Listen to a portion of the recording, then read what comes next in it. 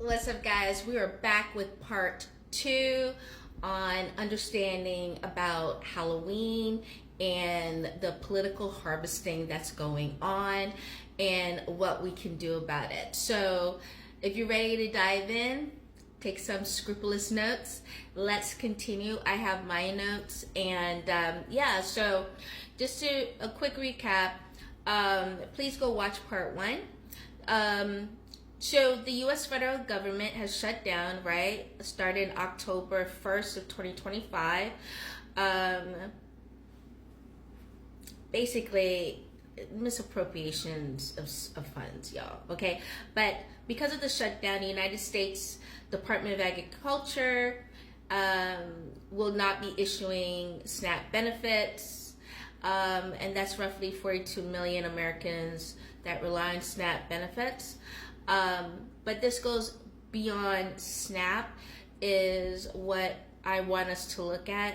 It's not only, it's really in a bigger picture of food scarcity, food advocacy, and food control, okay? On a really big, so when you're looking at food, you're looking at land control as well. Buying land, taking up land, stealing land. If we look at a global scale, we have the UAE now, mass genocides going on from Israel, from the Palestine, mass genocide. Now we got Sudanese mass genocide, and this is all the grabbing of land and land resources. And when we look at land resources, what grows on land? Not just gold, diamonds, and all that stuff, but right on the surface we have trees, we have vegetation, and so you have that encompassing of wanting control. So we are in a political harvesting, and that is the shifting of resources, withholding of aid, and restructuring of support are functioning as a kind of energetic harvesting. And so main things you're looking at: power and control of the food supply, timing and portal. This is happening around transitional seasonal timing, which is the end of October, which kicks off the darker part of the year. Hint, hint, right? So a time of where the veils are thinner. When the veils are thinner, what happens? Things are able to not only come through, but go through. Okay? So the external stressors on a larger energetic impact, okay? So veiling through distraction and fear. So what people are thinking about now, right? Instead of thinking about abundance, thinking about prosperity, thinking about growth, they're thinking about, where am I going to get my next meal? Will I be able to buy groceries tomorrow? How will I feed my family, right? They're removing self-empowerment. They're removing spiritual connection. They're removing the lineage. They're removing light fields.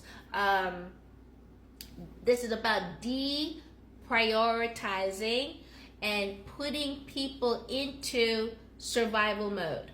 Okay, so now you're distracted. You ain't thinking about, you don't care, you can care lick what goes on, whatever. I need to feed, because feed is the basis to the human survival, right? The human body survival at this moment. And when you distort and you have people in this mode, it's hard to think about spiritual connection, spiritual growth, raising your frequency. They don't want people to raise their frequency, and this is where I'm coming in, of working on getting others. You got to focus on raising your frequency. That's the only way this will change. You got to raise your frequency. All right, this collective harvest of energy on a larger scale, basically putting people in stress. So you generate this fear, anxiety, reactivity. So it's a loop, right? Which is the political system of embodying a harvest, right? Designed on who gets access and who doesn't get access. All right. So when you look deeper, right? When you look deeper, this is a shadow of bondage and release. And we'll get into further in that. But I want to get to this other part. So give me 1 second.